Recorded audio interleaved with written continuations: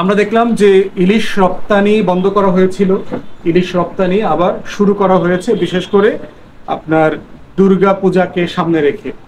এটা সঠিক কি বেঠিক? প্রশ্ন হচ্ছে, এই আলোচনাটা তো যারা রাষ্ট্র পরিচালনা করছেন, আমি রাজনৈতিক কর্মী হিসাবে, নাগরিক হিসাবে একটা জিনিস যেভাবে দেখি, যারা রাষ্ট্র পরিচালনা করেন তাদের দেখার জায়গাটা কিন্তু অনেক ভিন্ন।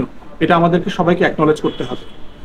দ্বিতীয়ত হচ্ছে, আপনারা দেখতে পাচ্ছেন জাতিসংঘের সাধারণ অধিবেশনে যোগ দেওয়ার জন্য নিউ ইয়র্কে যাচ্ছেন আমাদের ডেলিগেশন। কিছু সদস্য অলরেডি চলে গেছেন, ডক্টর ইউনূস 24 তারিখে যাবার কথা।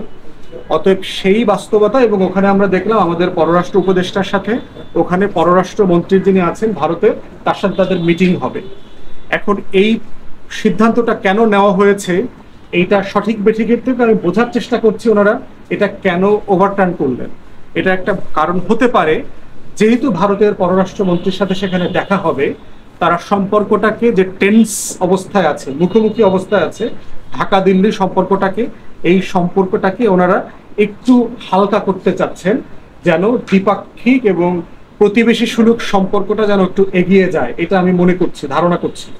বাট এটার উত্তরটা ওনারা ভালো দিতে পারবেন, যে কোন পলিসির উপরে ভিত্তি করে তারা পূর্বে সিদ্ধান্ত নিয়েছিলেন এবং এটা পরে পরিবর্তন করলেন।